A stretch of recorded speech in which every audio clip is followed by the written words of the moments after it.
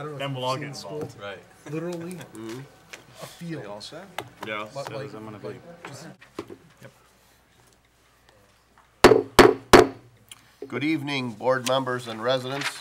I'd like to call to order our regular board meeting and public hearing for Monday, January 26, 2015. Please stand for the Pledge of Allegiance. I pledge allegiance to the flag of the United States of America and to the republic for which it stands, one nation, under God, indivisible, with liberty and justice for all. Mr. Witt, will you please take the roll call? Yes, Mr. Battanti. Here. Mr. Brado. Here. Mr. Caprell. Here. Mr. Tominello. here, Mr. York. here. Mr. Witt here. Mr. Verkest. Here. Thank you. Next on our agenda, board members, is the approval of the consent agenda, including the approval of the regular board meeting minutes from January 12, 2015, and approval of the bills in the amount of $888,359.15. Be looking for a motion to approve the consent agenda. So moved. Got a motion by Mr. York. Is there support? Support. Support by Mr. Caprell. Discussion, board members? Hearing none and seeing no public comment, all those in favor signify by saying aye. Aye. Those opposed? Motion carries. Thank you, board. Next is the approval of the regular agenda. Board members, each of us have received an emergency addendum. It was suggested that we might take that item up as B4 on the agenda. Otherwise, I'm not aware of any other amendments to the agenda. So if that's all right, I'd be looking for a motion to approve the agenda with the addition of item B4. I'll make that motion, Mr. Supervisor. Okay, thank you, Mr. Tominello. Is there support for Mr. Tominello's motion? Support. All right, support by Mr. Brado. Discussion, board members? Hearing none and seeing no public comment, all those in favor signify by saying aye. Aye. Those opposed? Motion carries. All right, next on the agenda is announcements. Our 2015 Huron-Clinton Metro Park passes are currently for sale at discounted prices to township residents. Excuse me. Passes can be purchased at the Township Administration Building and the counter for the Treasurer's Office. Passes are $24 for residents, $20 for seniors. The MSU Extension and the Macomb County Health Department will be presenting a workshop on septic systems, well use, and maintenance on Thursday, February 26, 2015, from 6:15 to 8:30 p.m. right here at Rosso Hall. The workshop is free, but pre-registration is recommended due to limited seating. For more information and to register, you can call 586-469-6440. And for information on all of these township events, you can call the supervisor's office or visit our website, harrison-township.org.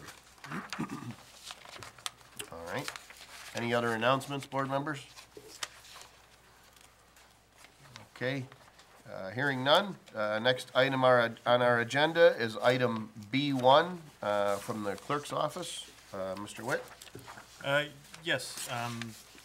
Tonight we are to hold our public hearing, which is required as we are a sub-beneficiary for the Community Development Block Grant Program through Macomb County. The purpose of the hearing is to hear from concerned citizens, organizations, as to how the money should be spent. This has been changed. The program has sort of been changed the last couple of years. It went from an annual allotment to a every 3 years allotment.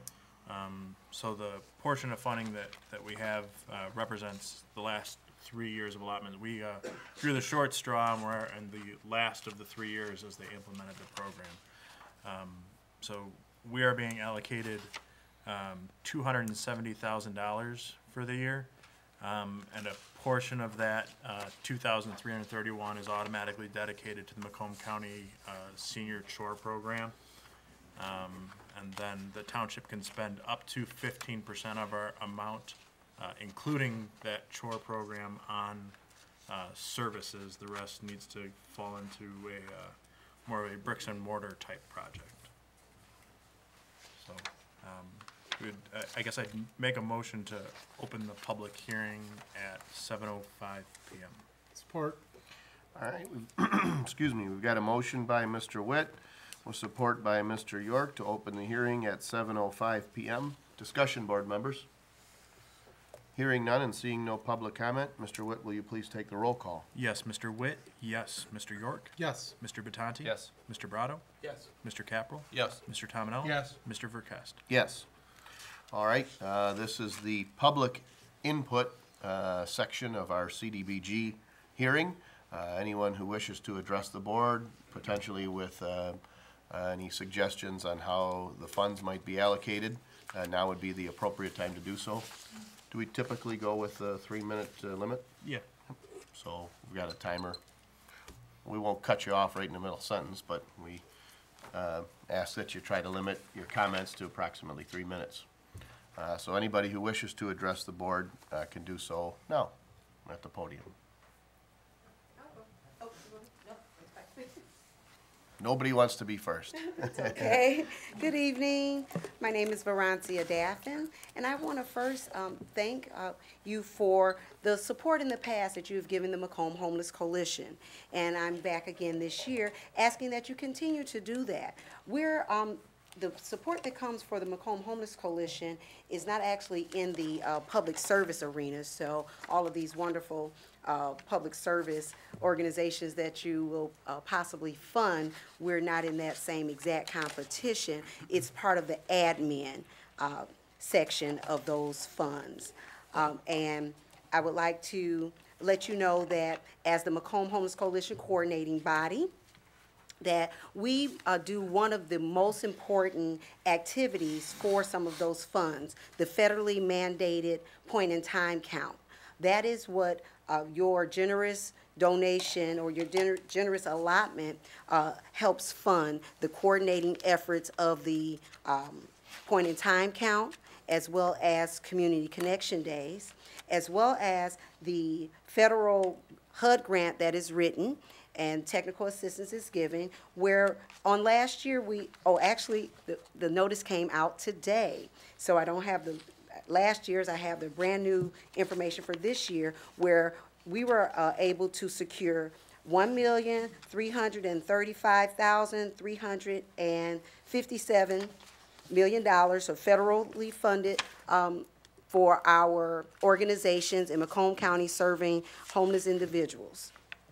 That was all of our renewal programs plus a new program, as well as a bonus program. So that is a very good start in helping to end homelessness in Macomb County and prevent it. With some of those funds, there's a new program, Rapid Rehousing. Rapid Rehousing is a program that allows individuals not only to prevent homelessness, but actually go right into housing. So therefore skipping some of the preliminary steps that is pretty much costly as they're in emergency shelters and then moving through the system. So that is the wave of what HUD is looking to see for individuals to be housed very quickly and come out of their situations.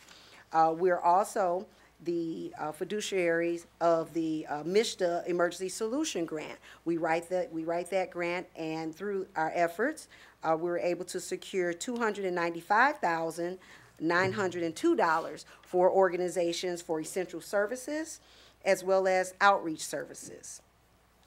We have some of those actual organizations that do the direct service for that grant here in the audience today, and they'll tell you some of the great work that they're doing in homeless prevention and homeless services through those funds. Additionally, we were awarded a little bit over, is that 3 minutes?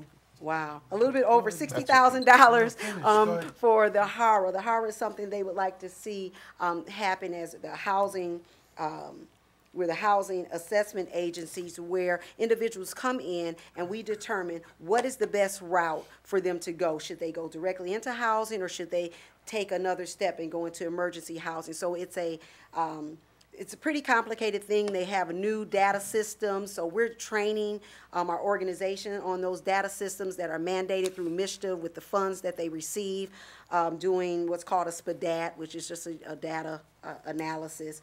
We're also the allocated lead agency for the Homeless Management Information System, and that's giving us all of our hardcore data that's needed that we're reporting back to the federal grantors as well as to the state grantors. Through our PIT count, which actually happens on the 28th, which is the day after tomorrow, that's when we go out and hit the streets from 3 a.m. to 6 a.m. to find our unsheltered homeless, those individuals that are not in a shelter on a particular night in the year. And we're able to, again, report that information up the chain and let them know that there are still individuals in Macomb County that need services. And that's a way that we're able to let them know that we need more funds down here in Macomb County. We really hit the floor, and we have over approximately 36 groups of individuals that are going to be going out and looking in the parks and the woods and places like that so that we can in order to give that information back. It's another federally mandated program or activity that is conducted through the Macomb Homeless Coalition. I know the time is up. I do have some more information, but just in case you stop by, if you want, here's one of our flyers for our point in time count. It is actually, I would say, the most important piece of data that we send up to Washington to let them know what's going on and how many people we actually have. And it's called, Together We Can Win, just call it in. So if you stop by, I can pass them out. If you stop by a 7-Eleven or something like that, or even on the way home tonight, you just want to leave them the flyer and maybe they'll post it. It's letting all the clerks know, other individuals that come in know if they see a homeless person on January 28th, to just give us a call, let us know where, give us a brief description. We want to find them, we want to interview them, we want that information, we want to serve them, we want to help them. So if you want a flyer, I can bring it. Okay. Just pass it down. You can hang it in your office. It doesn't matter as long as we just get the word out. And that's part of what our that was our pre-count, some of our pre-count activities. So we, go to the motels. We've been to all of and hopefully you'll begin to see between today and tomorrow, if you stop in a Tim Hortons or if you stop in a 7-Eleven, that you will see a flyer or something like that, as we are asking the professionals out there too to help us do what's needed to bring the money into the county, and we ask that you continue to do the same. Thank you. Thank you. Any questions? Sorry it was so long. That's okay. Thank you.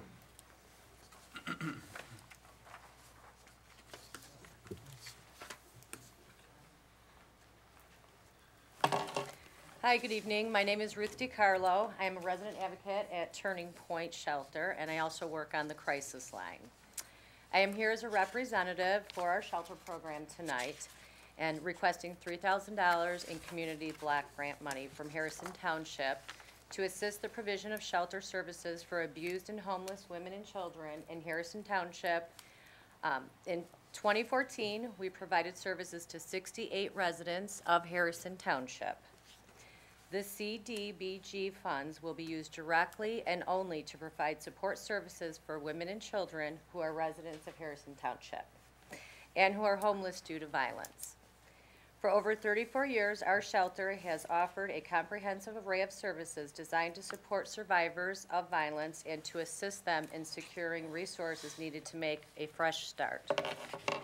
The services include advocacy, 24-hour crisis intervention, support groups, medical support, skills building employment, and housing search, as well as case management. We are particularly proud of the shelter's comprehensive children's program, which provides emotional support, education, safety planning, child care, and recreation for young people from birth to 17 years. Our residents are provided 3 meals daily, personal need items, including clothing from our secondhand store, 24-hour staff availability, our children's program. It includes a very successful summer camp program, access to our counseling and therapy programs, and our outreach programs, court advocacy, and civil legal assistance. Per the federal, there we go. Per the federal guidelines for community development block grant and per the priorities of housing, homelessness, and community development projects, our program responds to the national objectives of the benefiting low and moderate income persons and responding to other community development needs that have a particular urgency, such as responding to and working to provide immediate support, safety, and advocacy to victims of domestic violence and sexual assault. Instead of asking for funding support, I'd rather be here to inform you that there is no longer violence within Harrison Township and Macomb County. Unfortunately, Turning Point's 24-hour crisis line and the fact that our shelter is full most of the time demonstrates daily that family violence is still going on within our county. Turning Point's commitment to ending domestic and sexual violence cannot happen without the support of our community. Please help us to maintain these crucial services by supporting the continuation of grant support funding. Thank you for this opportunity to address the council and for the consideration in providing part of the solution. And I also have some brochures. If you'd like, I can put them on the back table. Perfect. Okay? Thank you. Thank you. First set for 3 minutes, or was that just? No, I didn't know that was as long as I had. You were off by 1/10 of a second. Oh, you had to damper it, didn't you? It's because the paper fell. Yeah, that's right, which I left over there. I'm sorry, let me just pass something out. Absolutely, sure. Start the timer. Oh, no.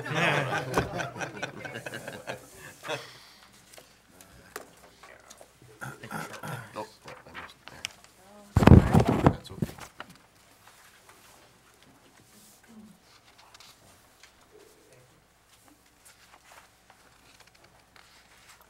Thank you so much for the opportunity this evening. I'm here representing Macomb Literacy Partners.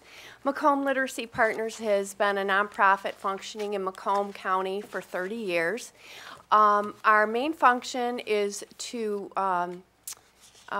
recruit and train volunteer tutors, and those volunteer tutors are paired with students who need help learning to read and write or need help with English as a second language. So we're basically a volunteer organization. In addition to supporting our students, we test them. They're brought in for testing when they come into the program and after every 40 hours. So we have a pretty good idea of their progress. And a lot of people will ask me, well, we do have adult education, and we definitely do, but we work along with adult education. Most of our people read or have a literacy level of English at below a 4th grade level. So when they come into us, we try and get their reading skills built up enough so that they can go on to adult ed and be successful, possibly get their GED. Although that's become much more difficult in this last year. We try and get, if the folks have already graduated from high school, we try to get their reading level up to a point where they might be able to attend Macomb Community College. On the 4th page, and I wish I would have pulled the stats for 3 years, I currently have one student here in Harrison Township, and in this year, we've provided 81 hours of tutoring for that person. Since 1990, we've had 87 people from Harrison Township and provided over 25 hours of one-on-one tutoring.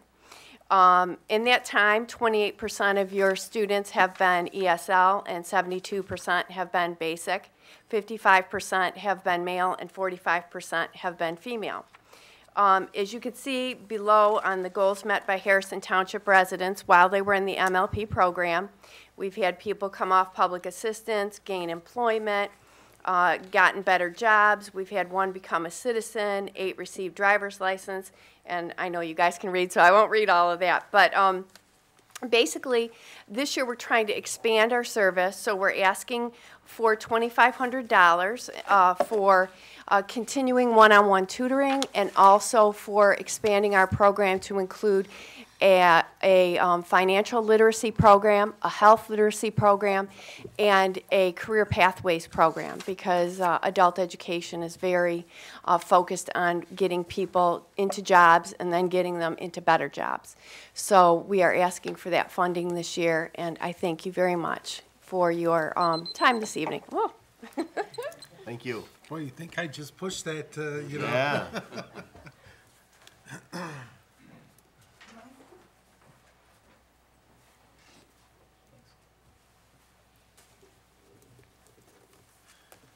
Thank you.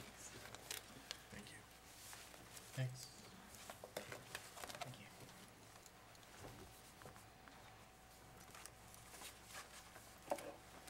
Good evening. My name is Dory Vasquez Nolan. I'm the Executive Director of Care House, the Macomb County Child Advocacy Center.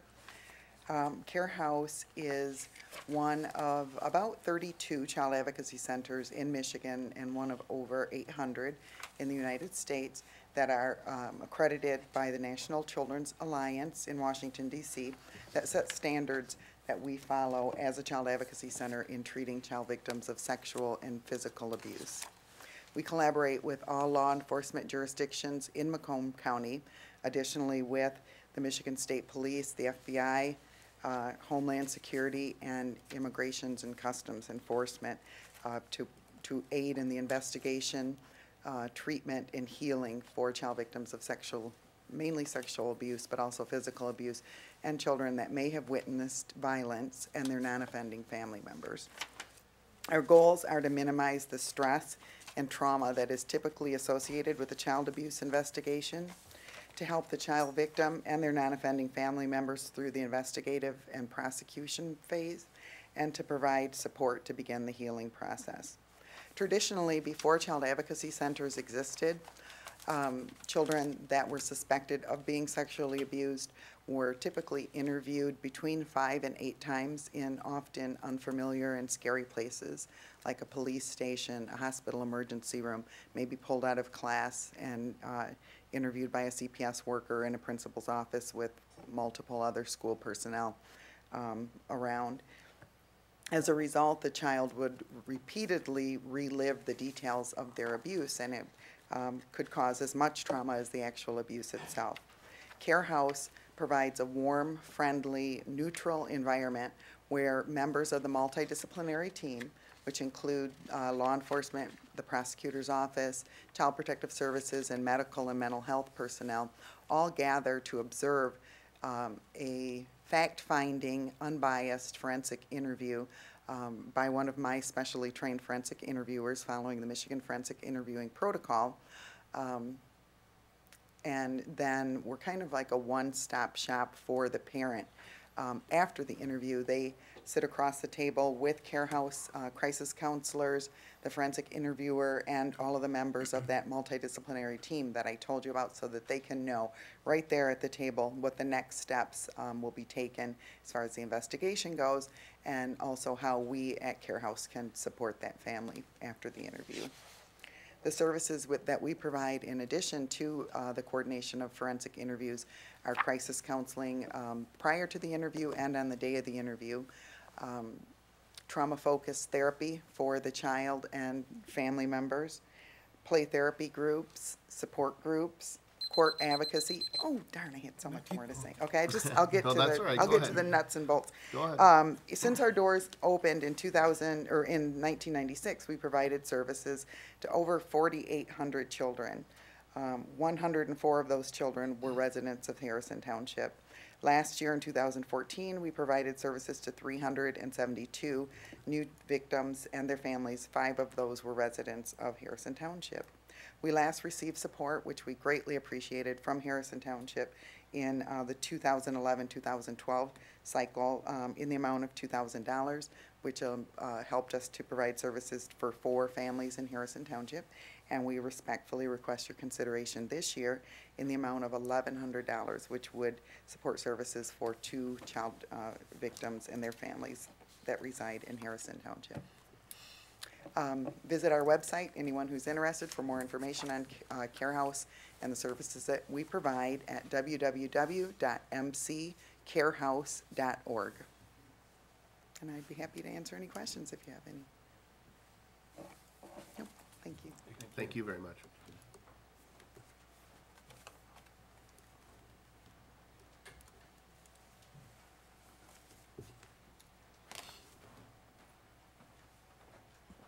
Good evening.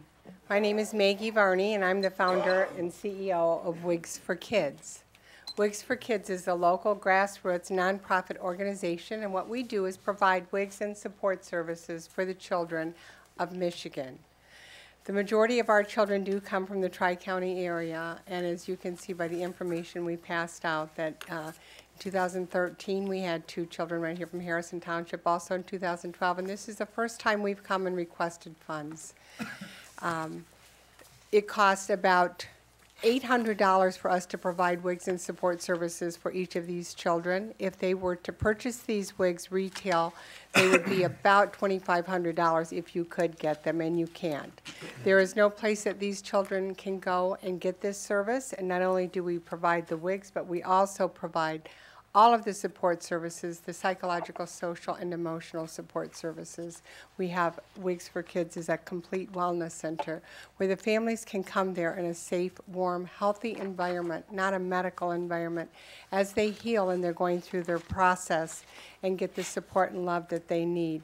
From professionals, all of our teams, our educational and medical teams, are all licensed and professional volunteers that volunteer their time and service to our program. We have serviced over 1,400 children since I started this program, and when I first started it, I thought it was about putting wigs on kids' heads. And then I realized that these kids need so much more than just a wig. That's very important because they want to just be a normal kid and fit in with their peers. But they needed so much more support than that. And thank God for the support and love of the community, because insurance doesn't pay for this. And the only way that we are able to provide these services for the children is through the kindness and generosity of the people in the communities. And we work with all 8 hospitals all throughout Michigan that service pediatric oncology, because 65% of our children have cancer. And you can see by their color-coded on there, the green is the children that we've serviced with cancer. The other 2 children had other disorders. There's other reasons that children lose their hair: alopecia, trichotillomania, burn survivors, blood disorders. There's many reasons that the kids come to us. And it's nice that they have a place to come and get the support that they need as they are going through this process. There's nothing like it anywhere else in Michigan, or actually in the United States. And so we get calls from around the world all the time about where can we go and take our kids. And we're it. And here it is right here in Macomb County. So thank you for all of you. If you ever know of a child that may be in need of our services, please send them to us. We help everyone. We charge nothing. We turn no one away. We qualify no one. Are there any questions? Thank you. Thank you so much. Thank you.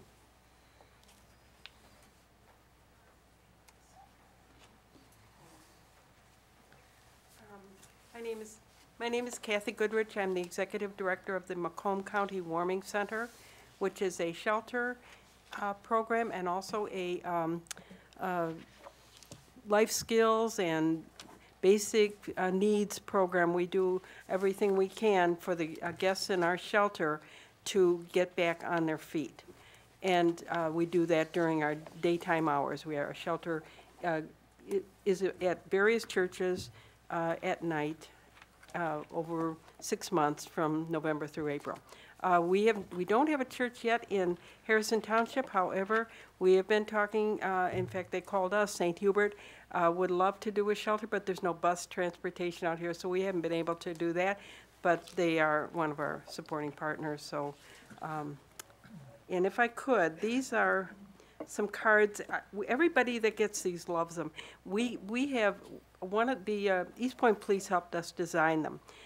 The police are probably the people that we talk to most often in the government, because they bring guests on the street that they find homeless to our shelter. And what we wanted to do was make something that that would fit in their pocket and that had our schedule on it, and also has on the back of it, has community services where people can go, homeless people, or even just the needy, can go and get a meal, a shower, and various services. So I'm just going to pass these because you might have occasion to have them in your car, and so you see somebody on the street and hand one to them, and they can get to our shelter. I know this takes a little of my time, but that's okay. I don't have to say too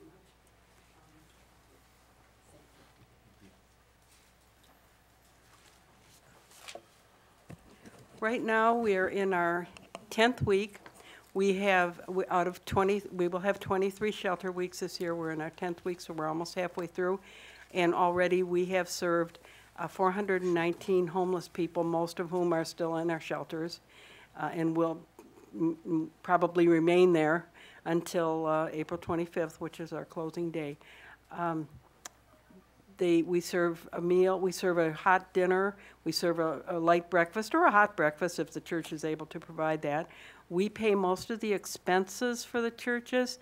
We're not like there now. Some programs have churches that can pay more expenses, but they have maybe 30 or 60 at the most people in their shelter at one time. We take everybody. We turn no one away. We've had up to over 100 people in our shelters when we've had a big enough church to do so. And I think we've been in service now. This is going on our 14th year in the county, and we've grown. Right now, I just want to tell you one person we have just today that he's doing so well at our Ray of Hope Day Center, where we help people to get back into society. We have a gentleman who we've been talking to him. First of all, he was homeless in our shelter about 2 or 3 years ago.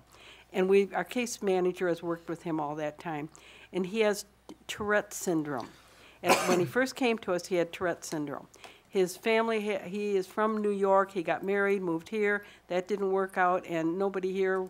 His mother is elderly and can't help him. And so anyway, we worked with him, and he kept saying, we said, don't you want to get on disability? No, I'm not disabled. I have a Tourette's syndrome. It's okay. I can work around that. Well, sure enough, he got a job as a telemarketer, and he does okay. And recently, he was in today, and now he's had a stroke. And he's only about 40 years old, and now he's had a stroke, and he's trouble walking. But we said, now do you want to get on disability? We know you're making a little money, but we know people on disability that we wonder how they got there. But this man is really disabled. He says, no. He says, I can get around the stroke. Look, I can walk. He said, I said, well, where are you staying now? Because you're not in our shelter. He says, well, I bought a small house in Detroit, and I'm refurbishing it.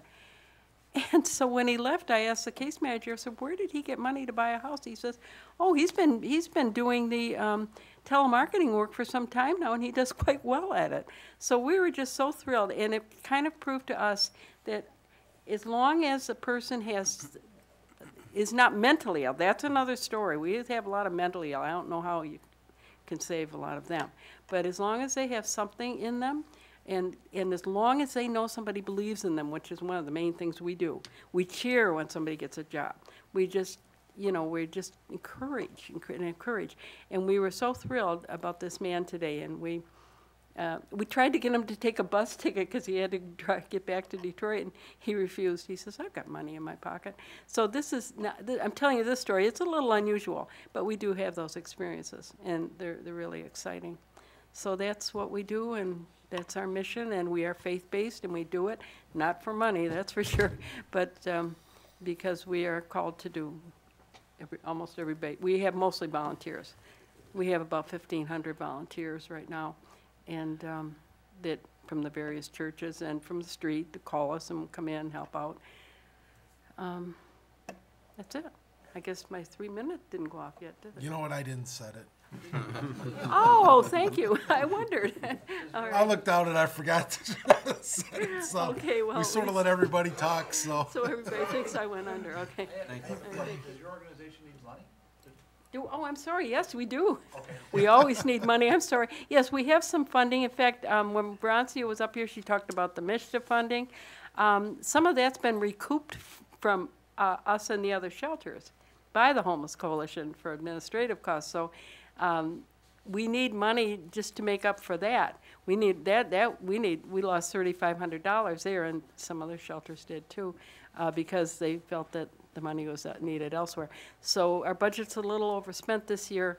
Quite honestly, I sent in a group application through the county, and as we always do, and I don't remember exactly what I put down for Harrison Township.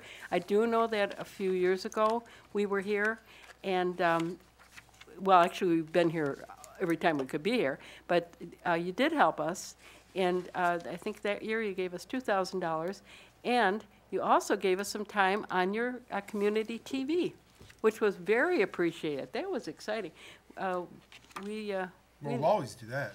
You always Just do gotta that. Send the stuff to us. We yeah. thought we were special.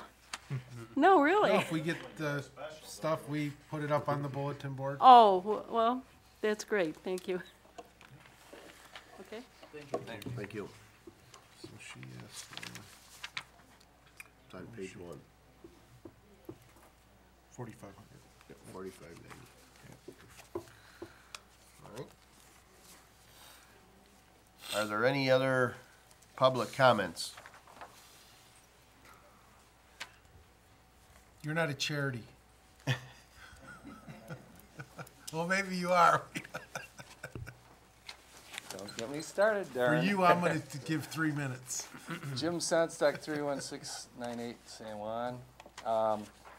It's more of a comment. I noticed that you have some additional thoughts on how you want to spend the money, and I would think that you would do that and explain to the citizens what you want to expend that money on, and then allow us to comment if in fact it's appropriate. So other than that, I commend these people that are doing the volunteer work and so on. Unfortunately, the money's not available for everybody, so I see that you have some proposed CDGB money, and I think you should explain what it is so we can comment if we'd like to. Thank you. Thank you. Is there any other public comment for our public hearing on the CDBG allocation? I'd make a motion to close the public hearing. All right, we've got a motion by Mr. York. Is there support to close the public hearing? Support. Support by Mr. Tominello at 7:39.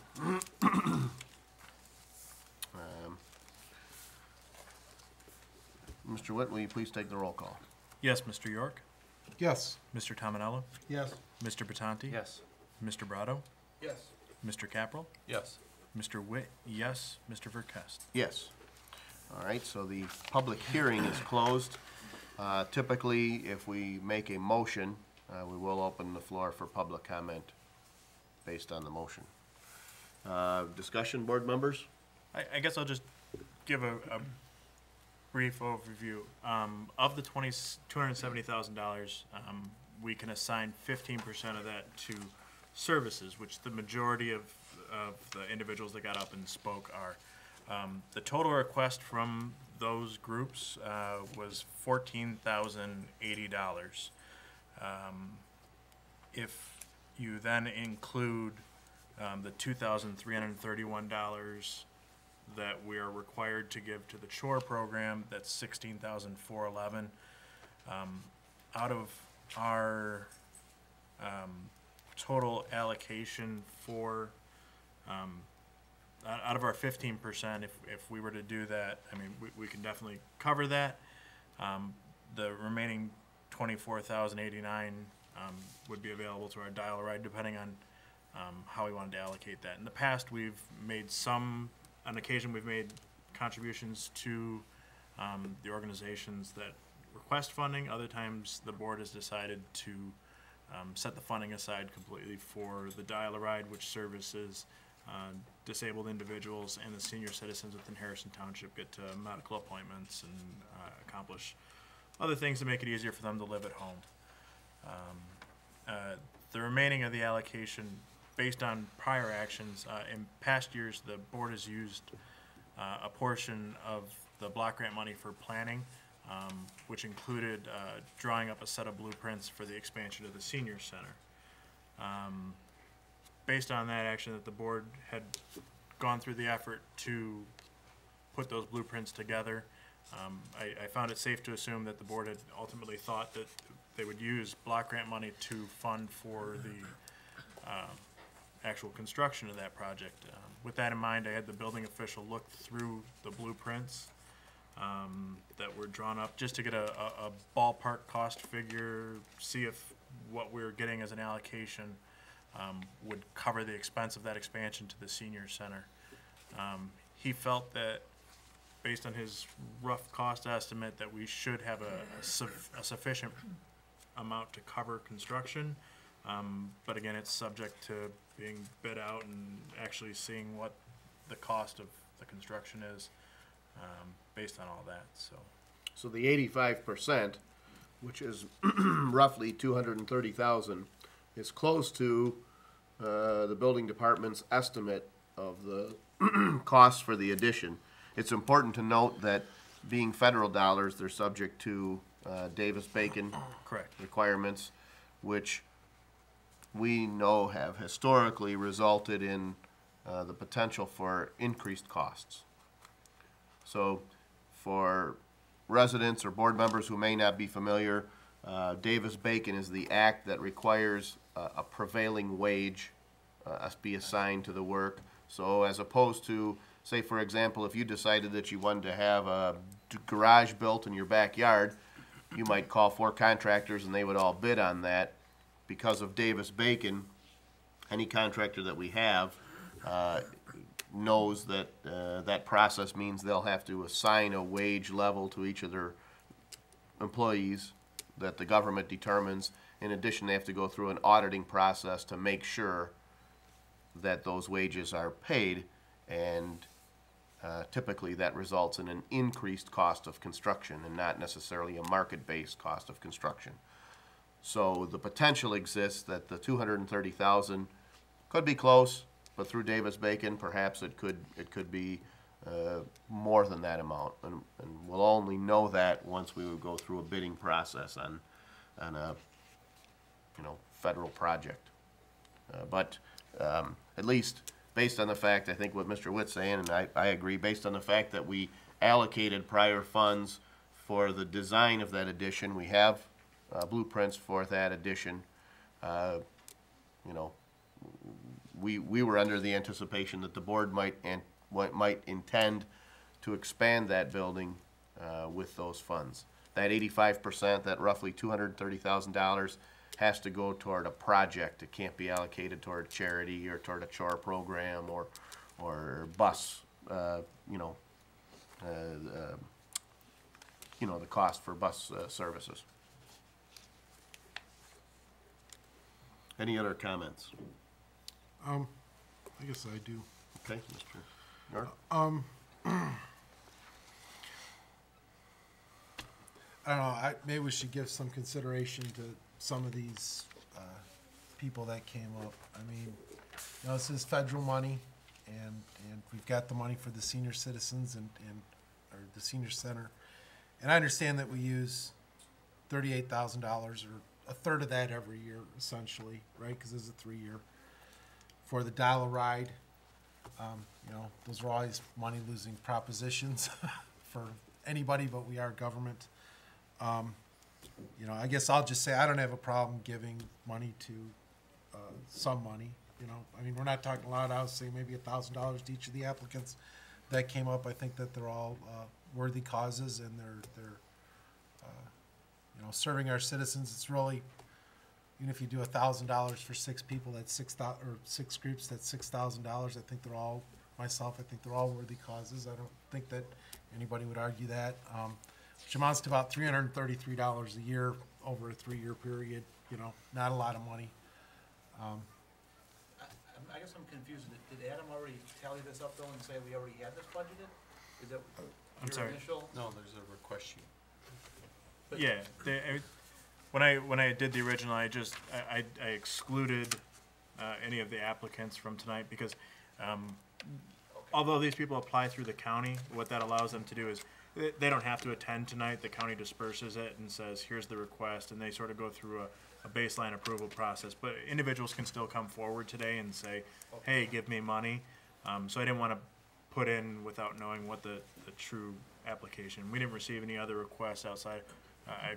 My office has talked to several of the people here today, you know, knowing that they were going to come. So, but I didn't want to say, well, this much to this, and not knowing if there's going to be somebody else. So. And I recognize the fact that our dollar ride program costs more than the allocation, you know, every year. So we, you know, we make that up. But Well, that's, that, yeah, you know what I mean? yep, that's the dilemma that I have, and you know, as horrible as this might sound, you know, first I'll qualify it by saying I volunteered for some of these organizations.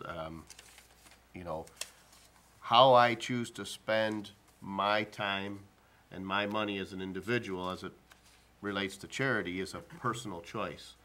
The problem that I have with these requests, and I've voiced it in prior years, is in essence, what we have is we have a dial-a-ride program whereby we provide transportation services for those people in our community that might not otherwise have that option available. Our community is kind of remotely situated in such a way that you can't really catch a bus at the corner for a majority of our township. So for citizens who might have a disability or reach a limitation based on age and aren't able to drive, that dial-a-ride program is their lifeline. So I think it's an important service that we provide. And I truly believe that's an essential government function. I mean, and that's one of the things that we do. It's a quality of life issue for all the residents of our community. That service costs us X amount of dollars, well more than the amount that we can allocate from this fund. So what happens is, in essence, we're saying we're taking public dollars, tax dollars, and we're using those tax dollars to operate a dial-a-ride program for the benefit of disabled residents and many senior citizens in our community. When we take, if we do, and it's up to the will of this board, but if we don't allocate the $38,169 to the dial-a-ride program, and let's say we only allocate $28,000, and we say let's take $10,000 of that and give it to any one or a number of the charities that appeared before us this evening. There's no doubt that there's many different programs that we heard from today. Many of them are, all of them are amazing in one form or another.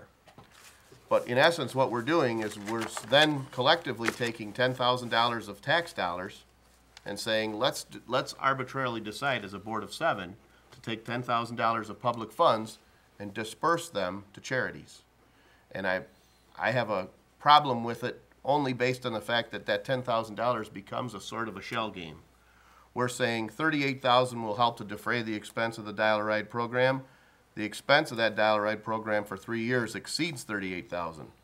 So $38,000 lowers the cost, but we're still going to go out and take tax dollars to fund that dial-a-ride.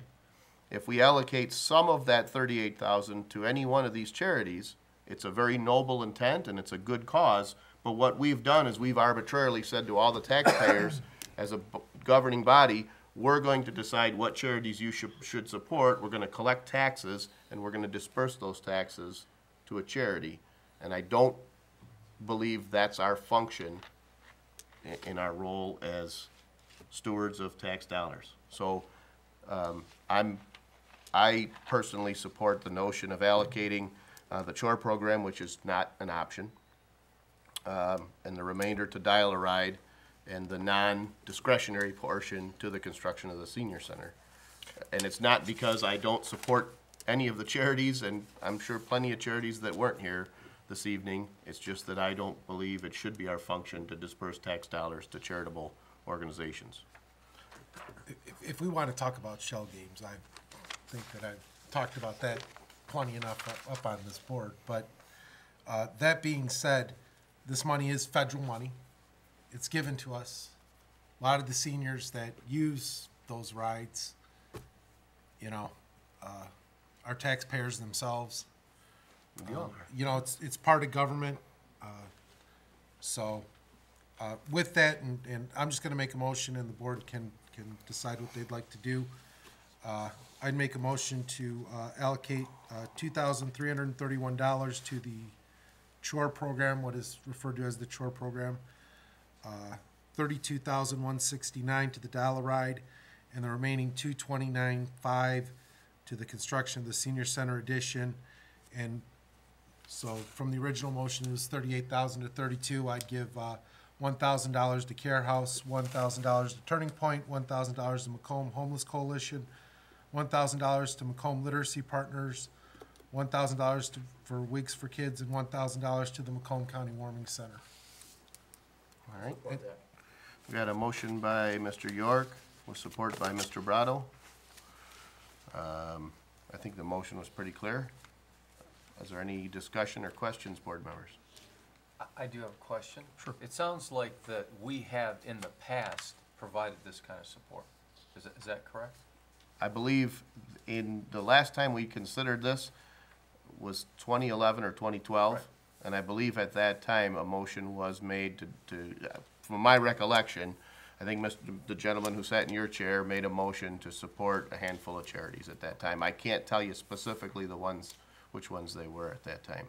We used to receive this allocation annually, and now we receive it every 3 years. We receive, instead of $90,000 annually, they wait every third year, and so we receive 3 times that amount. And there's a whole separate explanation of why that occurred. But the short answer to your question is, I recall that occurring while I was a board member, yes. And well, I certainly understand your point, Mr. Verkest.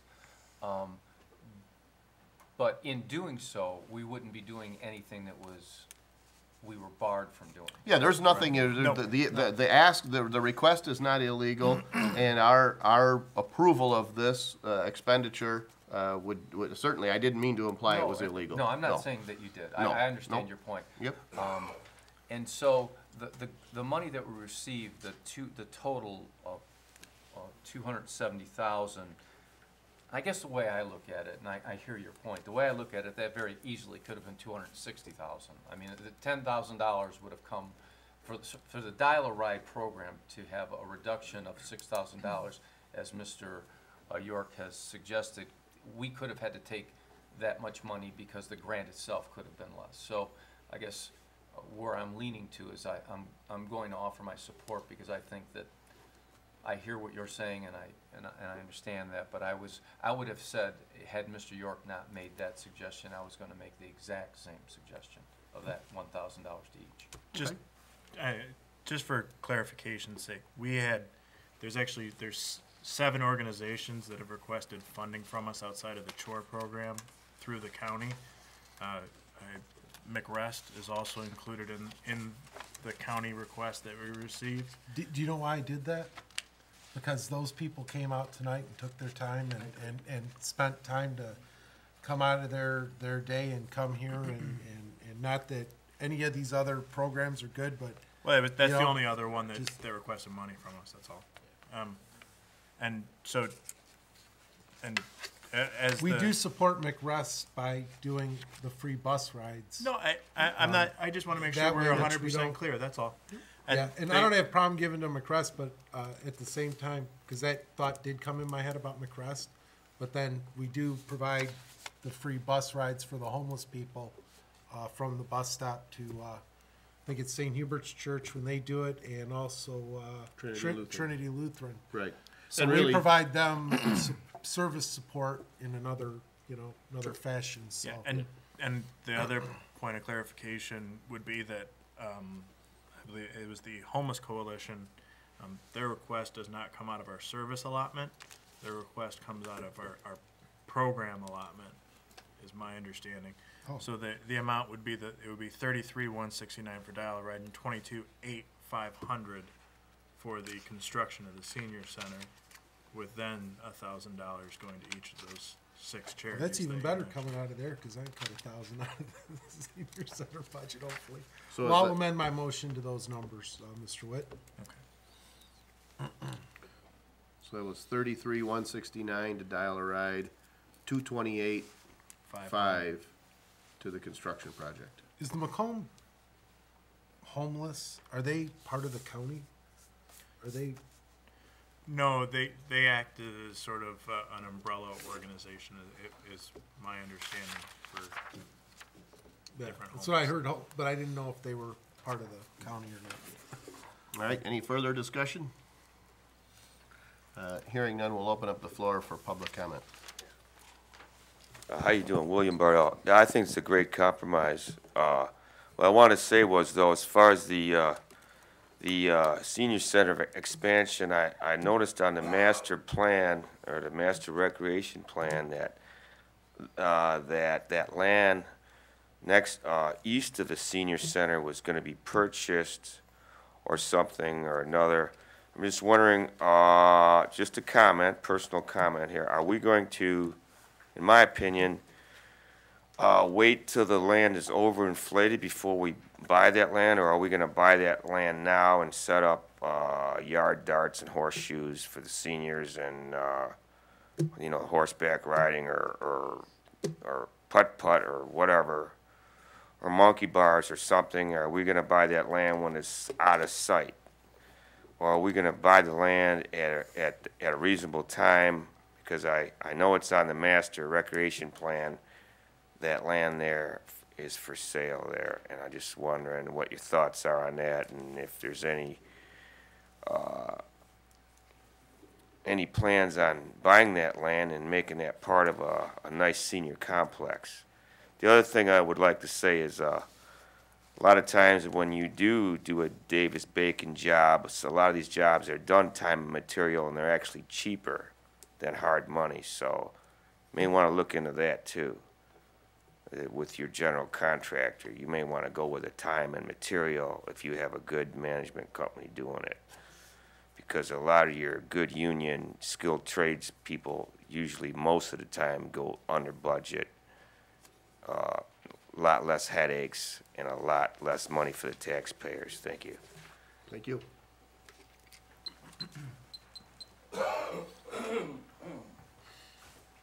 Jim Senstock, 31698 CN1.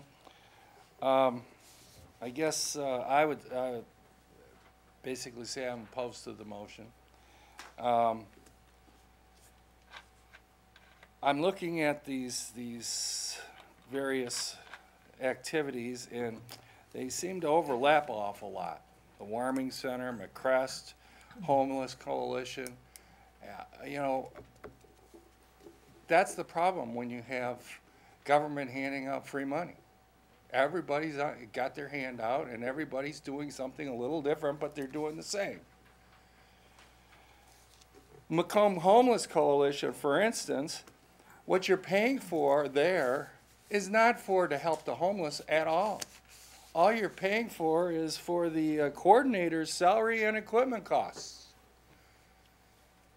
And that administrator, all they're doing is reporting back to the federal government, hey, look, we spent this much money on these homeless people.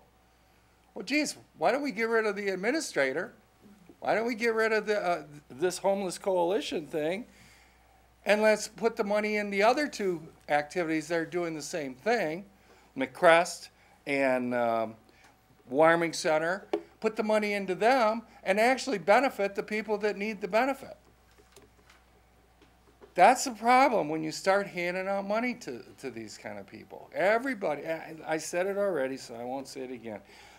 I think that the senior citizens in Harrison Township have been paying taxes, been here in the township for years and years and years, and I think it's time we rewarded them with some activities and benefits for themselves. if you go, I used to go to the senior center quite often. My mom used to go over there constantly. And I heard from all those people over there, and they definitely were looking for an expansion of that senior citizen center. And you know what? You're telling me, well, we might come up short. Well, what? Depending on if we bid it out, are we going to put that money in? Are we going to put the $5,000 we're going to come in short because we gave it to somebody else? We're going to put that in too? It all comes out of the same budget, our budget. And so $5,000 out to these people is $5,000 more that the budget's going to be in arrears or short coming at the end of the year. It's great to be able to spend other people's money, really great. It's unfortunate that you guys don't treat it like your own. Thank you. Thank you. If there's no other public comment, we'll close the floor for public comment and move back to board comment. Is there any further board comment? I'd just like to just say one thing, that the senior citizens are getting $265,000 out of this money, so I think agree. they're getting their fair share. Well, and the last speaker did make a point that's worth this board understanding, that if we go out for the expansion, this money will have to be spent in a timely fashion. So if the bid comes back and we're within, a reasonable sum, I think what I would be looking for would be support to cover, whether that's an additional cost or not. I mean, I hope we're within this, but I think that should be part of the understanding that the board has tonight, that there may be some additional costs that we would need to cover from some source. I mean, we'll do it, we kind of scale the project accordingly, but we want to make sure that we at least are aware of what we're committing ourselves to. Right, yeah, this allocation is likely, very likely, to lead to some additional consideration by this board to make up any difference. So if the estimate for the construction comes back at $250, we've allocated $228, we may have to make up that difference. What if Well- it comes back less than 228? Then we tell them to add some equipment for exercise or whatever it is. I mean, that would be a great problem to have. Absolutely, But I no, guess there's also- no And question. the scope of the project can be altered. Right, Yeah. yeah, Well, and it I- can be scaled up or down. Correct. I guess that would be my point, as Mr. Capel said, the scope, as long as we all understand that the scope of the project, if it comes in more, if it comes in at 275, then could we look at what can we do for $230,000, 228,000? That's all I would ask, Mr. Wood, is that. Yeah, but Yeah. I'm just saying, if we're within a couple grand, I mean, we have to, Yeah. I'm not Right. saying, Right. The thought being that it would be irresponsible for, as a full-timer, or, to not make sure that board members understand that about the only thing I can guarantee is that the price of that senior center is not gonna be $228,500. It could be more, it could be less, but, and we can talk about ways to do that, but we need to be prepared to talk about this again. That's all. I think that was your point. yep. Yeah, this project has been on the table. You're not aware of this, Bill, but we've probably been using CDBG project money for this, for the plans for, 6 years? Right. At least, maybe? Yeah. Somewhere in there, we have plans, we have everything you need Yeah. about that. I think It's our, it's a and great- I'm sorry, and CDBG has already paid, CDBG funds have already paid for the repaving of the parking lot, which was something that needed to be done. That was the last cycle. I think it's a great use of funds. I'm just asking that when we talk about reconsidering, we get a hard quote in and we talk about it then. Correct, absolutely, yeah, we're just saying it's coming. Also, I remember there was a comment by a resident, land to the east, to the best that I could say, I would say that's probably the outlot or the parcel that's nestled in the corner of Ballard and Jefferson. So there's a vacant parcel there. Now, the current Tucker Park land has plenty of room for expansion. I don't know if we want monkey bars for the seniors, but there's room for jarts and all sorts of other things. But I don't know if strictly purchasing that land could be justified with CDBG funds for the purpose of the senior center. Meaning, I don't know if the parcel of land that we have is so restrictive that that we would need that additional parcel. Doesn't to say that the township can't entertain the thought of acquiring that parcel, but I don't believe that it They would wouldn't qualify qualify. for CDBG. No. So it'd have to be Not under land, this ac- if there was no senior center, for example, and there was a neighborhood district, or if there was a low to moderate income neighborhood that was in need of a playground because the only accessible playground was across an expressway, I think then we could talk about land acquisition or cost to build a playground to service that neighborhood. But to answer your question, I don't think we can look at that with these funds. Mr. Supervisor, I just wanted to say, I think everyone on this board understands the importance of these organizations, and I think we all feel they're worthwhile and they do a lot of good for the community. Absolutely. I think, you know, when times were good prior to 2011 and prior, we always allocated money to these organizations.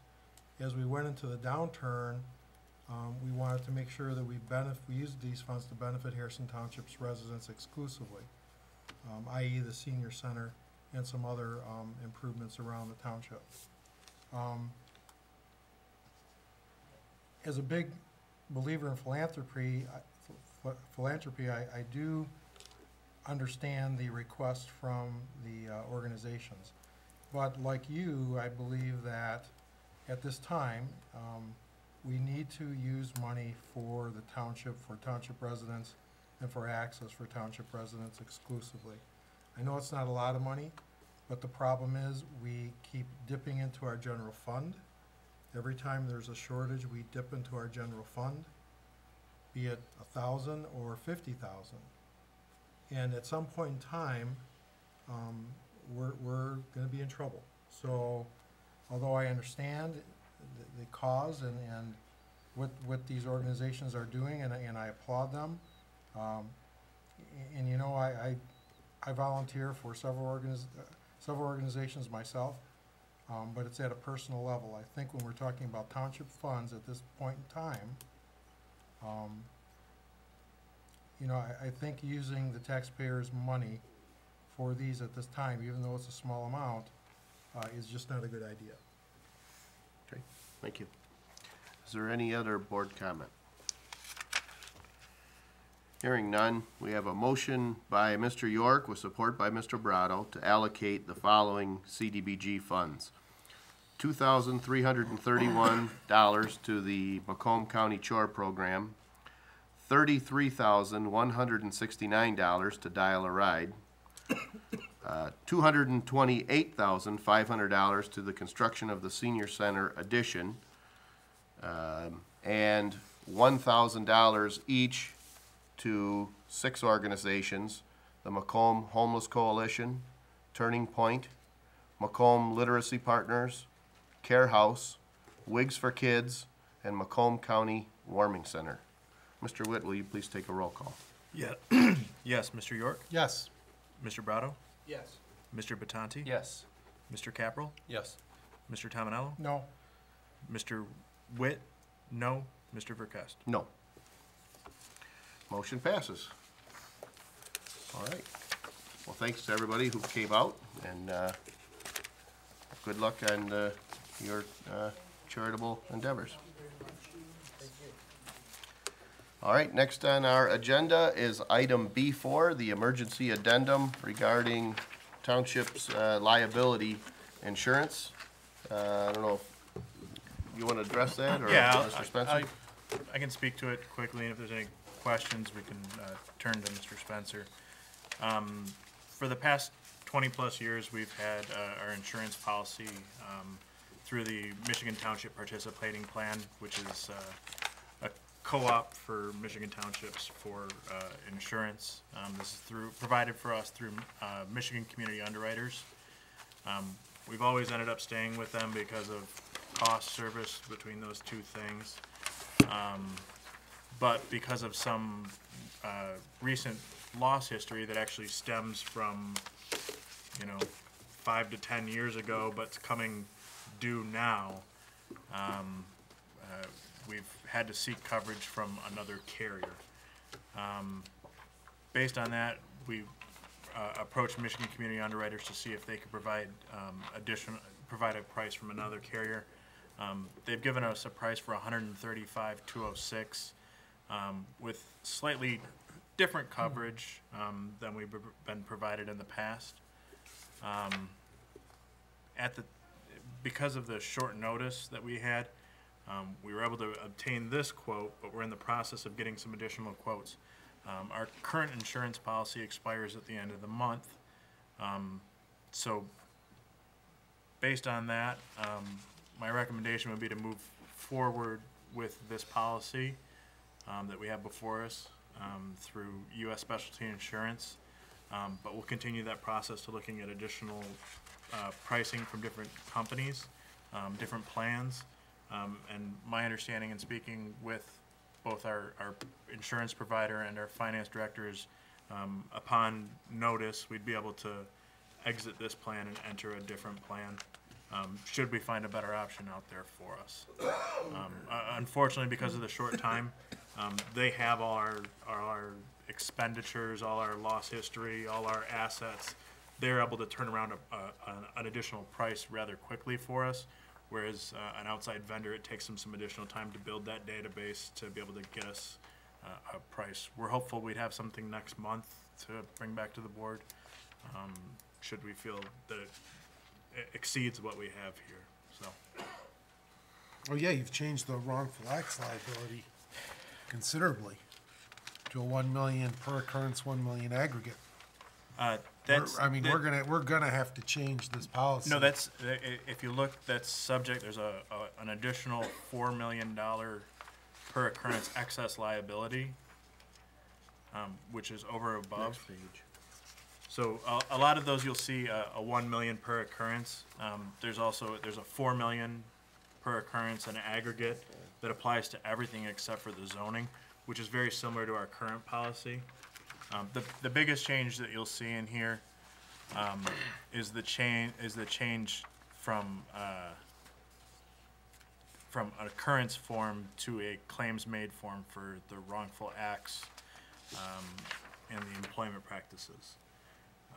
That's in the past when the previous boards have looked at insurance policies, that has always been a stumbling block because there's a potential that when you transition from one type of insurance to another, it can lead some gaps in coverage.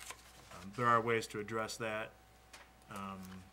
through additional specific coverages and riders that can fill those gaps, but it's something that has to be addressed. So do we have that gap, or? It wouldn't occur now. It would occur if we went to this type of insurance and then chose to go back to the other.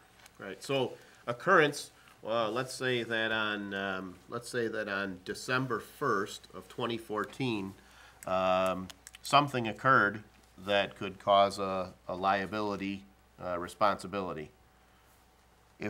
With occurrence coverage, our prior carrier would be responsible for that coverage. Now, let's just say that for whatever reason, the person who may file a claim for a lawsuit, right, or a claim against the township through the carrier, doesn't do so until April 1st. Well, they make that claim April 1st about something that occurred December 1st of the prior year. The carrier who held the policy as of December 1 would be responsible with the occurrence. The claims made says, when you have claims made coverage, it's when the claim is made, not when the occurrence happened or when it occurred. So going from occurrence to claims made means you have almost an overlap of insurance. So let's say we have an occurrence coverage as of right now. That means that the claim that would occur, the claim that would be filed tomorrow on something that happened yesterday would almost be double covered. But in the event that you go backward from claims made back to occurrence coverage, then you could have a gap. That's the issue. So it's sort of like, gosh, I don't know, it's sort of like traveling time zones. You know what I mean? As you travel time zones, you say, hey, I'm heading west, I'm making up time. Yeah, but you're going to have to pay that if you have to travel back east. You're going to take you a lot longer. So a 3-hour trip seems like it takes nothing to fly across the country. When you come back, it's going to take 6 hours if the flight is 3 hours. It's okay to go in the one direction. We don't have a gap in coverage. But if our next carrier goes in the other direction, then we have to purchase something to cover that gap. But the bottom line is, we have a current agent who knows everything about our assets, who can quickly say, this is the number of vehicles, buildings, employees, the type of questions, I guess you'd say, that an insurance provider needs to know before they can provide a quote. He went to the companies that he represents. He said, this is our best deal, $135. If we want to go to another insurance provider, and in essence another agent, we have to supply all that information, and we simply can't do that in the time frame from the time we learned that we were canceled till the expiration of the policy. Mr. Wood, I believe you did ask, could we get a 30-day extension, and the insurance carrier was unwilling to do, our current carrier was unwilling to do so. Correct. Are we locked into a year with this policy? No. I heard you say we were not. No, we can provide them written notice of termination in the policy, and we'd be able to get out of it. Was it a 30-day that you'd said? I believe we said it was 30 days. They prefer longer, but Yeah, they prefer 90, but they can, they have the ability to let us out in 30 days. They meaning who we currently have as a provider? The new one. This new one. The new one is not the same? it's provided by the same agent, it's administered by the same company, but it's a different insurance policy from a different company. And our insurance runs They're out. gonna cancel us quickly, but they want us to give them 90 days. Well, two different companies, really. The short answer to the question is two different companies, but you're right. That in essence, you have a company that administers the benefits, Yeah, right? show You have a game. company that administers those benefits, and you have an umbrella company that truly assumes that liability. The umbrella company is the same. The provider is a different provider. So in essence, our insurance runs out at the end of the month. Right. 3 or 4 days. 5 days. Whatever, 5 days. 5 days. Right.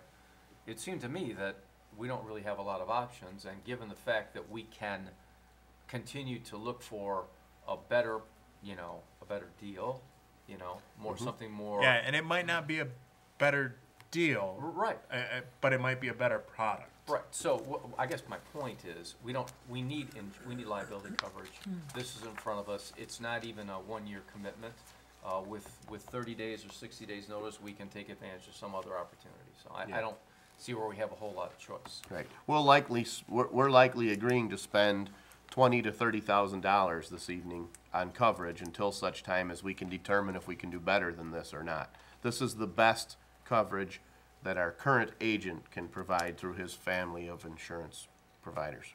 Mr. Supervisor, I'll make a motion to approve general liability insurance policy from U.S. Specialty Insurance Company in the amount of $135,206. All right, we've got a motion by Mr. Tominello. Is there support? Support. Support by Mr. Batanti. Discussion, board members? I know we've had a fair amount already. I'll just say this is, we argue over $6,000 in taxpayers' money in the last item.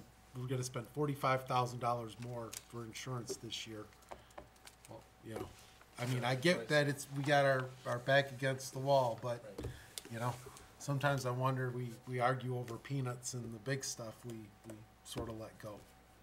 But I get that we have to do this. There's no doubt about that. Even if you didn't want to do this policy, it was $400,000. You have to get it in the short term because you don't want to be without coverage. I agree.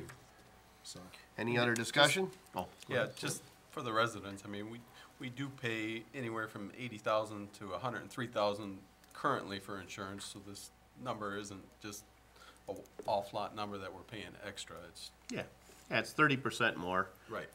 It's likely to have, it's quite likely, I know based on other liability, my own liability policy, I know my insurance carrier indicated that, independent of individual underwriting as a whole, the company is raising rates. So there's no saying that our $100,000 policy wouldn't have renewed if for 110 or 115. Right. But again, to Mr. York's point, we don't have much of a choice. And the other thing that is important to know is the loss history. While it's very recent for the company that we're with, it's outside of what an underwriter normally looks at because it was experienced over 5 years ago when those claims actually occurred. So when somebody goes back and looks at the policy, these items actually fall, the items that are caused our previous insurance company to drop us fall outside of what an underwriter will look at. A look back period. Yeah. All right. If there's no other discussion, we'll open up the floor for public comment. Jim Senstack, 31698 San Juan. If I recall, you guys had $10 million in aggregate coverage on your insurance last year when you did it, and now you're talking about $5 million or less. I guess I'd like to know when specifically you were notified that they were not going to renew you or not going to renew you. All of a sudden, we're 5 days away from it. Of course you got to do something. Of course you have to have insurance. But did you know about it a month ago? Did you know about it 2 months ago? Again, the follow-through is not there. You're business people. You're supposed to be running the business of Harrison Township. If somebody tells you the insurance is going dead, they're not going to renew, they didn't give you only 5 days. They didn't even give you only 10 days. They gave you some time. And if they didn't, then you ought to be bitching. The other question I have is we have all this mention of all of these supposed incidences of claims, and not once do I recall anything coming out publicly on what claims we've actually paid.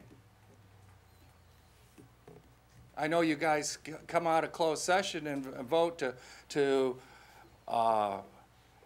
approve what we talked about in the closed session, but you never tell the citizens what's going on. I guess the question is why? I know you had one lawsuit that involved the Geno Surf. How did that resolve? And what was involved in that? And who do we hold responsible for it? Do we hold this board? Do we hold the building official? Do we hold the prior supervisor? Who do we hold responsible for the actions that cost us all this money that got us to lose this insurance? You guys are keeping that all secret. Why? It's not right. And now we got another $35,000, and actually it says 80 to 90 up to 103, so it could be as much as $55,000, not 20 or 30 like you're trying to imply. You should have had the number here that says we paid this much last year. This is how much we paid. Don't say 80 to 90 to 103. What did you pay last year? That gives us a feel for what's actually happening. Again, you guys are letting us down as citizens. Thank you. Thank you. William Bardell, 18-year resident. What I want to say is, when you got these quotes from these different insurance companies, I'm going to assume that you got 20 quotes. Did the insurance company ask you, what is it do you think that has been going wrong? What do you feel that you could change so these things don't keep constantly coming up? There's two sides to every story, and usually the truth is somewhere in the middle. If you guys think there's something wrong, you think there's an issue that needs to be addressed, don't sweep it under the rug. You gotta address the issue. That's when litigation, that's when these problems come up, and the taxpayers pay for it. You guys are responsible for the health, safety, and welfare to try to make an honest effort and show something. Even if you don't care about it, show some type of effort. I call all you guys. I maybe 2 guys call me back. I get the mayor of Mount Clemens calls me back. I get the mayor of Warren calls me back. You get 1 out of 7 is not good. If you think that you're doing something wrong and something smells like a fish, swims like a fish, it's probably a fish. If it looks like a duck, it walks like a duck, it's probably a duck. If there's something that you think is not right, you got to change it. These things keep happening over and over. Has the insurance company asked you guys, when you went to this thing, what is going to change so these things don't keep happening over again? What is your new plan of action so we don't have these problems coming up? Thank you. Thank you. Seeing no further public comment, we'll close the floor for public comment and move back to board comment. One question was $10 million umbrella policy. No, I believe our coverage has been $5 million. I'm not aware, since I've been a board member, of having coverage greater than $5 million. And I know that our current policy that we've had, I don't know for how long, has been $5 million.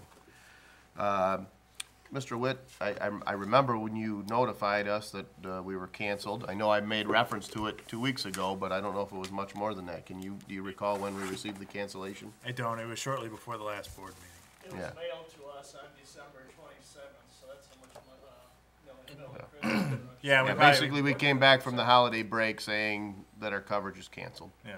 And during that time, we began the process of finding out what quotes, who could quote the work, and would it be possible to continue the coverage. So one thing we knew was, well, we can't continue the coverage with our current carrier. We went to our current agent and said, can you get us a quote? And he said, yep, I can. And we went to another agent that's not a current agent, but someone who is, I guess I'd say, a trusted provider of coverage for neighboring communities with a good reputation. That agent said, because I've never covered Harrison Township before, I can't possibly assemble the information, the profile of your township, and then put it out to carriers and get a quote by February 1st. So he said, I want to quote that work, but I can't do it in that time. So really, ultimately, the only carrier, or the only agent who could get us a quote in time for 2/1 was our current Mr. Gandolfi.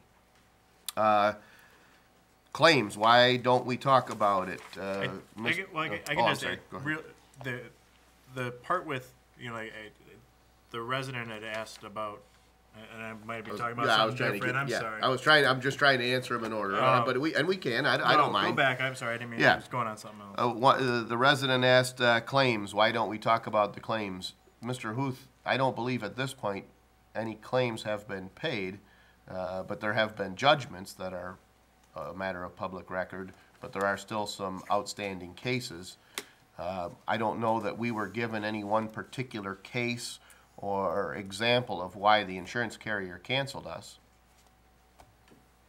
And we say, well, who's responsible? Why can't we talk about? What can we talk about? Maybe you can address that. Well, we went into closed session just before Christmas to talk about a unrealistic demand our insurance company had on us with respect to what it wanted to pay on the Geno's case. And it was ridiculous. This board met in closed session, we responded, and in response to that, really over the holidays, they canceled us. So that's what's happened here. Well, they paid. They paid the claim, correct? That is not public record, and I think what happens with that claim will be public record within the next couple weeks. But they will pay, I should say. Well, they certainly have some liability, but yeah. It's not resolved. Right. So that's what's happened. They pushed us and threatened us, and we responded, and we got canceled. So I think the board's action tonight's responsible. Prior rates, one comment was made, well, it's 80 to 90 with a high of 103. And I know this is really handled through accounting office. Can anyone say with certainty what our most recent premium was? I didn't bring that information. Okay. I think it was like 83 or 85,000, wasn't it, last year? We approve it every year. Right, it comes before the board every year. Every year for many years, so I think 103 was probably 4 or 5 years ago, and then it's been subsequently going down every year. It went down and then it started It's been Little going by up. little. So I think it was like 83 or 85, somewhere in there, maybe 85. I think so. Yeah, Probably in the it's really ballpark. water under the bridge, whatever the rate is, it Doesn't doesn't matter if it's change. $2. Right, doesn't change this quote. I think that's why this board packet doesn't make reference to it, because it isn't as if the option before us is to say, what the heck, let's roll the dice and not have coverage as of 2/1. Another resident asked, I'm sure we got 20 quotes. I thought we explained that. We don't have 20 quotes because we can't get 20 quotes with a 30 or a, say a 21 day, acting window. On 1/5, we're saying we learned about this. By 1/21, we had a quote from the agent that has our current coverage and our current business who can give us this estimate. Knowing that we can get some coverage, cancel that if and when we find coverage that we might find more agreeable. So the conversation that might occur between a potential carrier and a customer didn't occur in this case because we had to hurry up and get a quote on the most reasonable carrier that you offer so that we could have coverage by 2/1. That's, Mr. Supervisor? Yep. It's actually a lot simpler than that. There's only 4 insurance companies in the United States that will insure governments. And then there's the township pool in Michigan. So no matter what agents you go to, they all have to go to those same 5 companies. It's not like you can go to Walmart and get a whole list of companies that are going to jump all over your business. It's just not like that for government coverage. right. And so Yep, go ahead. with the agent that we currently in the past have done business with, he provides insurance through a company that has first right of refusal on anything he bids. So if he prepares a package, he can only, if they prepare a quote and say, yep, we'll provide insurance for this amount, he can't get another quote from any of the other companies. That's the way his business practice is set up. That's why we reached to this other individual who'll be able to get those prices from the other carriers that provide municipal liability coverage. So we will be bringing back several additional prices. That's our intent. And I know the resident spoke to getting both sides of the story. That's part of what we do when we go out for the insurance, is explain what happened, why there was a loss history, what changed in the meantime. Part of the conversation is changes in boards. A lot of these losses that are coming due now were before 5 years ago, which is before the tenure of most people on this board. And that's part of the conversation that we have with those insurance companies. Part of it's explaining some of the different procedures and controls that maybe go into place in the accounting department or go into place in water and sewer and building. So it is building those stories that explain how we mitigate loss and how we handle risk assessment and go through that on our side. So that's part of the procedure that we do to make sure we get the most accurate and best price for the township. So. All right. The point, though, I guess, is I would take exception with the suggestion that the board's just sitting on this. We've known about it for months and haven't done anything. This is something that I don't think, I'm not aware that we've ever had to deal with, and at this